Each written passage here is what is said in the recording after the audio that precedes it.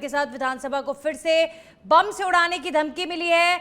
बम से उड़ाने की ईमेल के जरिए धमकी, मौके पर चल रहा सर्च ऑपरेशन। बीडीएस, बम निरोधक दस्ता, एटीएस और पुलिस अभी फिलहाल सर्च ऑपरेशन चला रही है। एडीसीपी साउथ ललित शर्मा, ज्योति नगर थानाधिकारी संतरा मीणा मौके पर मौजूद हैं। विधानसभा को एक बार फिर से ईमेल के माध्यम से बम से उड़ाने की धमकी मिली है और ये इस तरह के धमकी भरे ईमेल बेहद चिंताजनक, क्योंकि बीते कुछ दिनों में ये कई बार हो चुका है जब विधानसभा समेत कई महत्वपूर्ण जो सरकारी बिल्डिंग्स हैं उन्हें बम से उड़ाने की धमकी मिलती रही है और अब विधानसभा को एक बार फिर से टारगेट किया गया है। हालांकि गनीमत है कि किसी भी तरीके का कोई संदिग्ध सामान नहीं मिला है, लेकिन प्रशासन में हलचल इस तरीके के मेल्स जरूर खड़ी कर देते हैं। और ये भी बड़ी चिंता की बात है कि राजस्थान के अंदर लगातार सरकारी बिल्डिंग्स को बम चढ़ाने की धमकी ईमेल के माध्यम से मिल रही है और ये ईमेल कौन भेज रहा है, कौन इसका मास्टरमाइंड है, ये खिलवाड़, ये मजाक आखिर कौन कर रहा है, अभी तक जो हमारा साइबर सेल है वो इसे, इन लोगों को पकड़ पाने में असमर्थ साबित हो रहा है।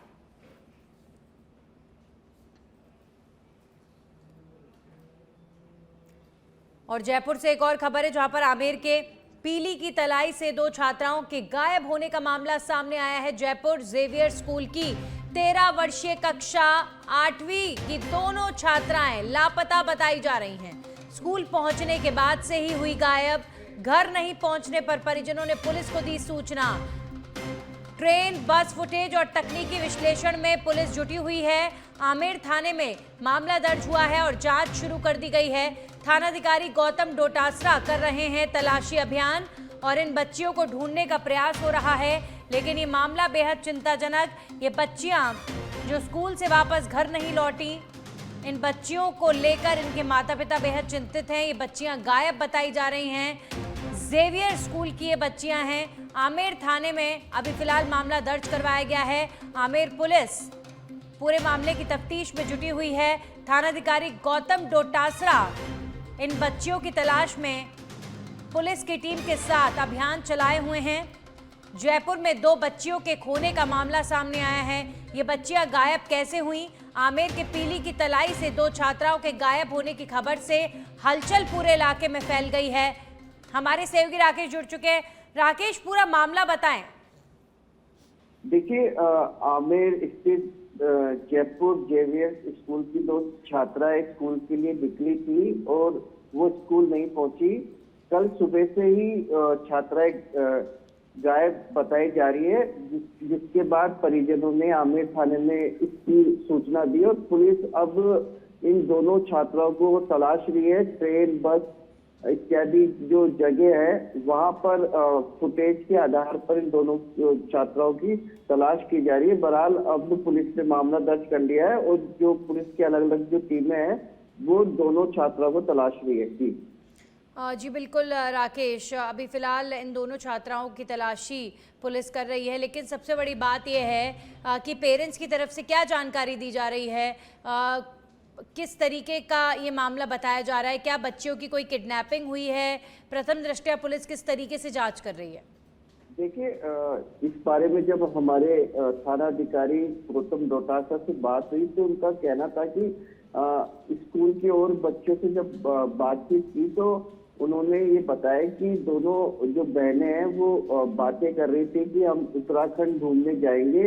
तो इस आधार पर पुलिस जो ट्रेन, बस जो रूट है वहाँ की संभावना को मद्देनजर रखते हुए तलाशी कर रही है। वहीं मोबाइल के आधार पर भी उनकी जो तलाश की जा रही है, क्योंकि जो सोशल मीडिया ऐप है, इंस्टाग्राम, फेसबुक, उनके इस्तेमाल पर भी पुलिस नजर रख रही है कि कहीं कोई फोटो या इसको इस्तेमाल किया जा रहा है तो उसके आधार पर उनकी तलाश की जाएगी लोकेशन प्राप्त करके, क्योंकि अभी पुलिस पूरे मामले को लेकर संजीदा है। तमाम जो संभावित इलाके हैं वहाँ टीमें रवाना की गई है।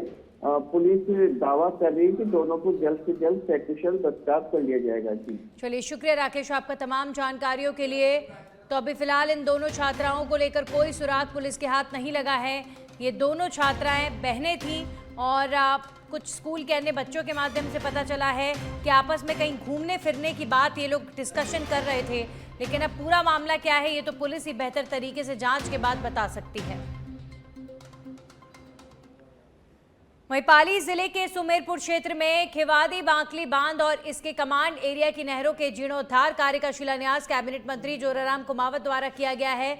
मुख्यमंत्री बजट घोषणा 2025-26 के तहत इस परियोजना के लिए 2.50 करोड़ रुपए स्वीकृत किए गए हैं और इस योजना के तहत नहरों की मरम्मत और सुदृढ़ीकरण किया जाएगा, जिससे सिंचाई व्यवस्था में सुधार आएगा।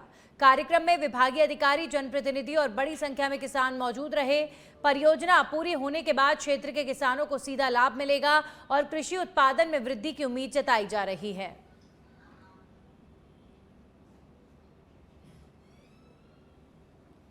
ये किसान के लिए दुखदायी होता है। कच्ची नहर होती है, कच्ची खाली होती है, उसको साफ करने के लिए हर बार जैसे किसान को खर्चा उठाना पड़ता है। जैसे भी लगाओ, मजदूर लगाओ या अन्य चीज से उसे ठीक कराओ। आजकल मजदूरी भी महंगी है, मशीनें भी महंगी आ गई, तो किसान का आधा पैसा तो उसमें सफाई में चला जाता है।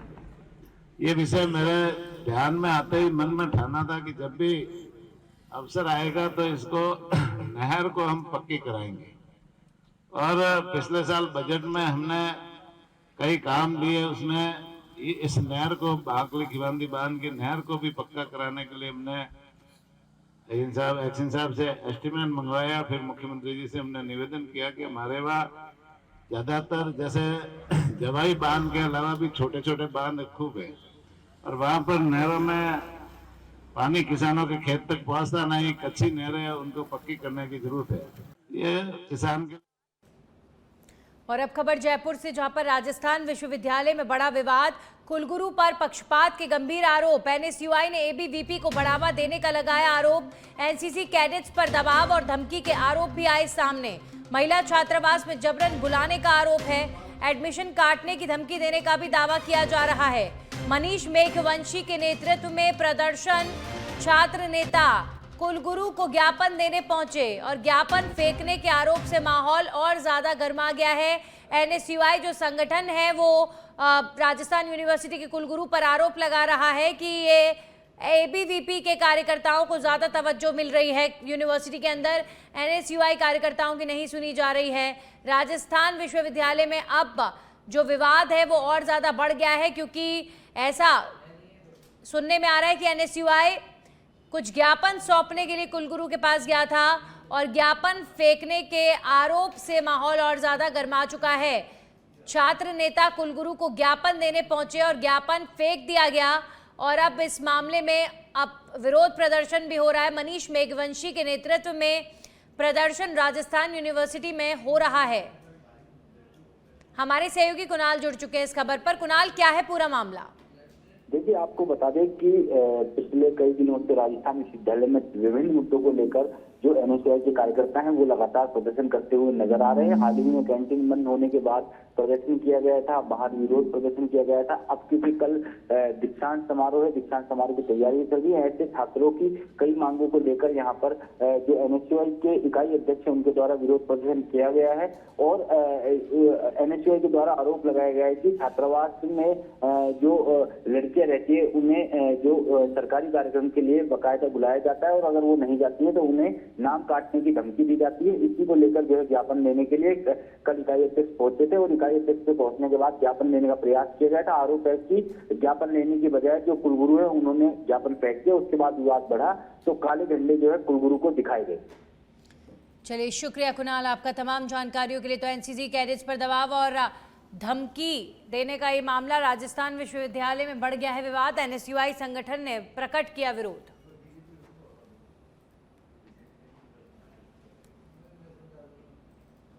वहीं जयपुर मेट्रो थानाधिकारी अंतिम शर्मा के सुपरविजन में टला बड़ा हादसा। महिला यात्री एस्केलेटर पर बच्चे समेत गिरती हुई बचाई गई। एएसआई दुर्गा प्रसाद ने ड्यूटी के दौरान दोनों को बचाया। मेट्रो स्टेशन सिंधी कैंप के सीसीटीवी पर कैद हुई है पूरी घटना। सूझबूझ का परिचय देने पर एएसआई दुर्गा प्रसाद की प्रशंसा की गई है। डीसीपी मेट्रो सुशील कुमार ने एएसआई को शाबाशी दी है।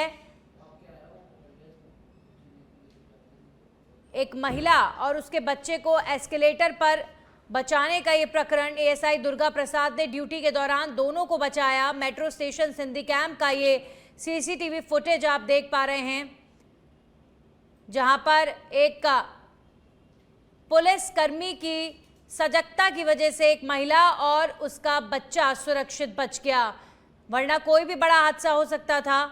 एस्केलेटर पर महिला और उसका बच्चा फंस गए, जिसके बाद जो पुलिसकर्मी हैं वो भागकर आए और उन्होंने महिला और बच्चे की जान बचाई। तो ये महिला गिर सकती थी, इसका बच्चा गिर सकता था, बड़ा हादसा हो सकता था, लेकिन पुलिस कर्मी की गंभीरता की वजह से ये हादसा होते होते टला। अब खबरों में आगे बढ़ेंगे। पीसीसी चीफ गोविंद सिंह डोटासरा बाड़मेर दौरे पर रहे, जहां पर उन्होंने भाड़खा स्थित जनेश्वर महादेव मंदिर में आयोजित अष्टमी वर्षीय महोत्सव में शिरकत की है और इस दौरान डोटासरा ने संत महात्माओं का आशीर्वाद भी लिया और मंदिर में पूजा अर्चना कर क्षेत्र की सुख समृद्धि और खुशहाली की कामना की। महोत्सव में बड़ी संख्या में श्रद्धालु मौजूद रहे, जिनसे उन्होंने मुलाकात कर संवाद भी किया। इस अवसर पर धार्मिक आस्था और भक्ति का माहौल देखने को मिला।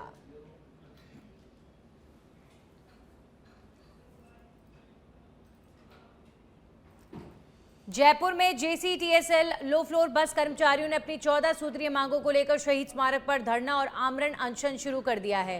जेसीटीएसएल मजदूर कांग्रेस के बैनर तले मनीष श्रीमाली और नरेंद्र गोचर के नेतृत्व में यह आंदोलन शुरू किया गया है।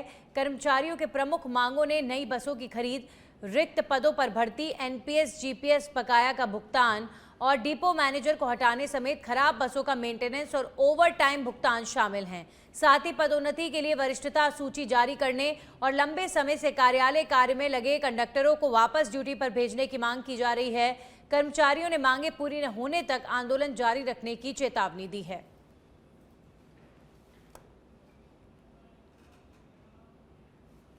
वहीं कोटा के सांगोद से खबर, जहां पर किराने की दुकान में बीती रात को लगी आग। दुकान के अंदर रखा करीब 5 लाख का सामान जलकर राख हो गया।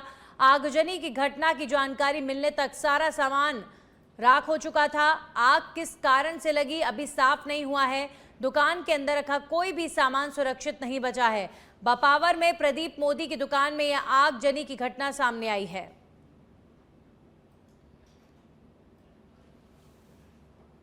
और अब खबर डीडवाना से है, जहां पर प्रदीप मोहन शर्मा, डीआईजी एवं निदेशक intelligence training academy Rajasthan Jaipur आज डीडवाना दौरे पर रहे। इस मौके पर उन्होंने रिजर्व पुलिस लाइन और एसपी कार्यालय का निरीक्षण किया। यहां उन्होंने पुलिसकर्मियों की परेड की सलामी ली, वहीं पुलिस जवानों ने बैंड वादन का प्रदर्शन किया। निरीक्षण के दौरान डीआईजी ने बैरकों, पुलिस कंट्रोल रूम समेत विविध शाखाओं का जायजा लिया है।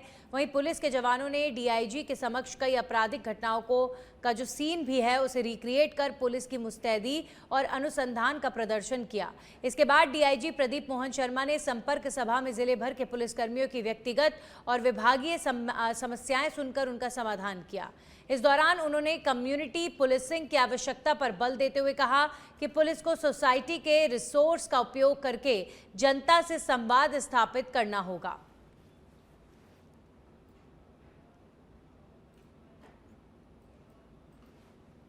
और अब खबर डीग से है। नगर पालिका के अधिशासी अधिकारी की कार्यशैली के विरोध में कस्बे के बाजार बंद। ईओ राजकुमार की व्यापारियों के प्रति दमनात्मक कार्रवाई का व्यापारी कर रहे हैं विरोध। ईओ के खिलाफ भ्रष्टाचार और अनियमितताओं के लगे गंभीर आरोप। वहीं विरोध करने वाले व्यापारियों का बेवजह नोटिस देकर डराने का भी प्रयास का मामला सामने आया है। बाजार चौराहे पर एकत्रित हो रहे व्यापारी सड़क निर्माण घोटालों और अनियमितताओं के विरोध के चलते उपखंड अधिकारी ने जांच के आदेश दिए थे। कामा विधानसभा क्षेत्र की पहाड़ी नगर पालिका का यह पूरा मामला बताया जा रहा है।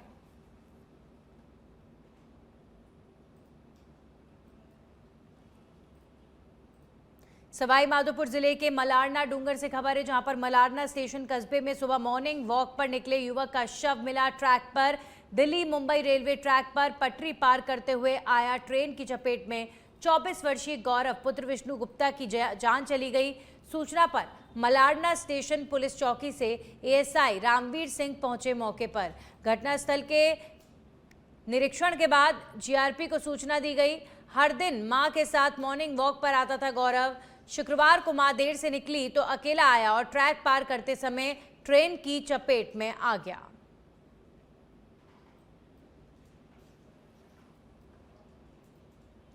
वहीं झुंझुनू से खबर है, जहां पर प्रसिद्ध तीर्थ स्थल लोहारगल धाम इन दिनों फिल्म शूटिंग के लिए निर्माताओं की पसंदीदा लोकेशन बनता जा रहा है। बॉलीवुड अभिनेत्री सोनाक्षी सिन्हा यहां चेतन दास की बावड़ी में फिल्म की शूटिंग करती नजर आईं। शूटिंग के दौरान बावड़ी परिसर में क्राइम सीन फिल्माए गए, जिनमें सोनाक्षी सिन्हा पुलिस इंस्पेक्टर की भूमिका में दिखाई दी। उनके साथ अन्य कलाकारों और तकनीकी टीम ने भी विभिन्न दृश्यों को फिल्माया। वहीं ऐतिहासिक और प्राकृतिक सौंदर्य से भरपूर लोहारगल क्षेत्र की लोकेशन को फिल्म की कहानी के अनुरूप खास तौर पर चुना गया है। जानकारी के अनुसार इस फिल्म की शूटिंग लोहारगल के अलावा नवलगढ़ और मुकुंदगढ़ में भी की जाएगी, जहां पर आगामी दिनों में टीम अलग अलग दृश्यों का फिल्मांकन करेगी। शूटिंग की खबर मिलते ही आसपास के गांव और कस्बों से बड़ी संख्या में लोग मौके पर पहुंच गए। स्थानीय लोग बॉलीवुड अभिनेत्री सोनाक्षी सिन्हा की एक झलक पाने के लिए उत्साहित नजर आए। उल्लेखनीय है कि इससे पहले भी इस क्षेत्र में कई फिल्मों और वेब सीरीज की शूटिंग हो चुकी है।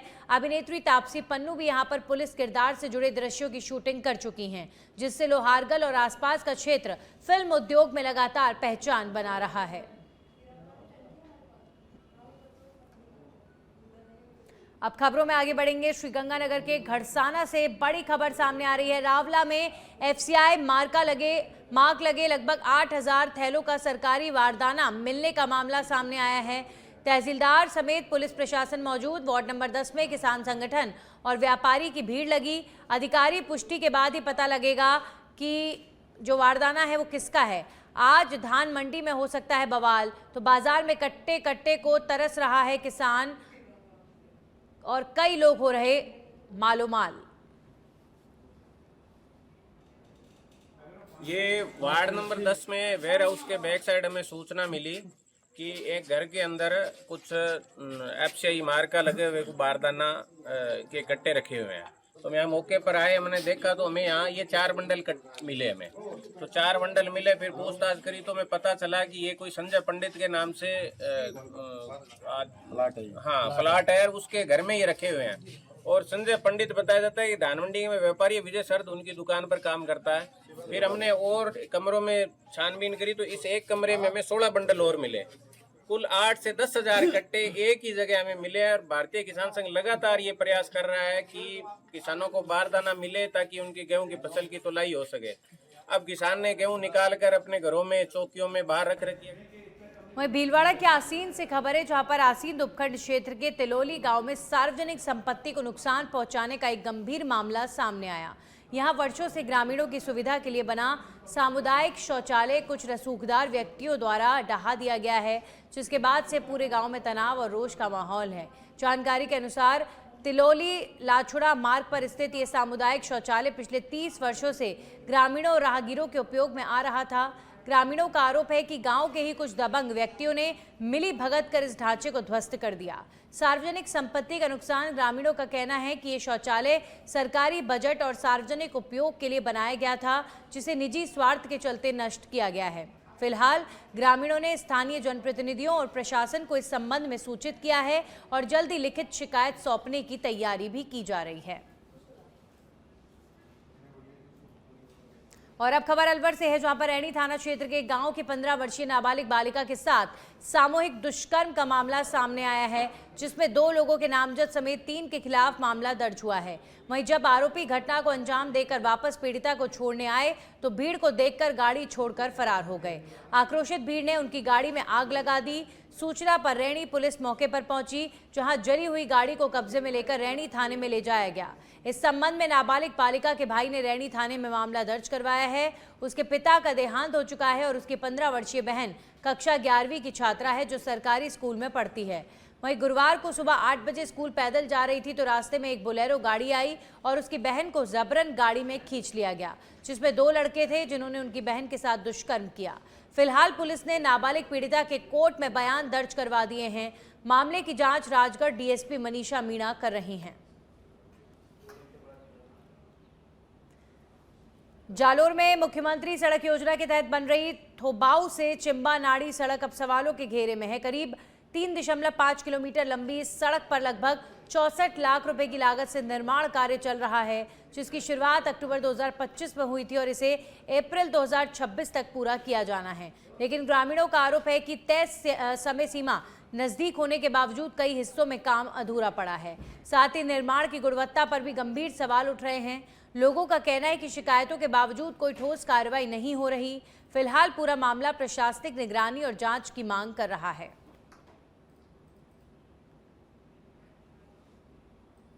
प्रतापगढ़ जिले के अरनोद थाना क्षेत्र के कनाट गांव में बीती रात एक युवक द्वारा नशे की हालत में अपने ही घर में आग लगाने का मामला सामने आया। घटना में घर का अधिकांश सामान जलकर खाक हो गया, जिससे इलाके में अफरा तफरी मच गई। सूचना मिलते ही पुलिस और दमकल विभाग की टीम मौके पर पहुंची और ग्रामीणों के सहयोग से कड़ी मशक्कत के बाद आग पर काबू पाया गया।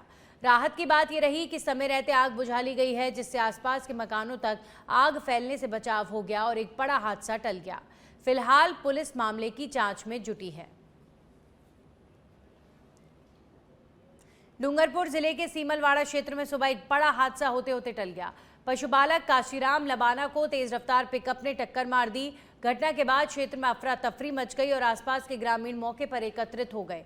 ग्रामीणों ने दोनों पिकअप वाहनों को रुकवाकर तलाशी ली है, जिसमें चौंकाने वाला खुलासा हुआ है। दोनों गाड़ियों में भैंसों को भरा गया था और उन्हें अमानवीय तरीके से ले जाया जा रहा था। सूचना पर पहुंची धम्बोला थाना पुलिस ने दोनों वाहनों को जब्त कर चालक समेत 4 लोगों को डिटेन कर लिया है। ग्रामीणों ने मवेशी तस्करी पर सख्त कार्रवाई की मांग की है। फिलहाल पुलिस पूरे मामले की जांच में जुटी हुई है। आज सुबह 7 बजे पशुपालक काशीराम लबाना डेयरी में दूध भरने जा रहा था। जिस वक्त गुजरात से 2 पिकअप आ रही थी, तो कुछ गांव वालों ने पिकअप रोकी। इसके बाद पिकअप में देखा तो 6 भैंसें भरी हुई थी। इसके बाद बूचड़खाने जाने का शंका होने पर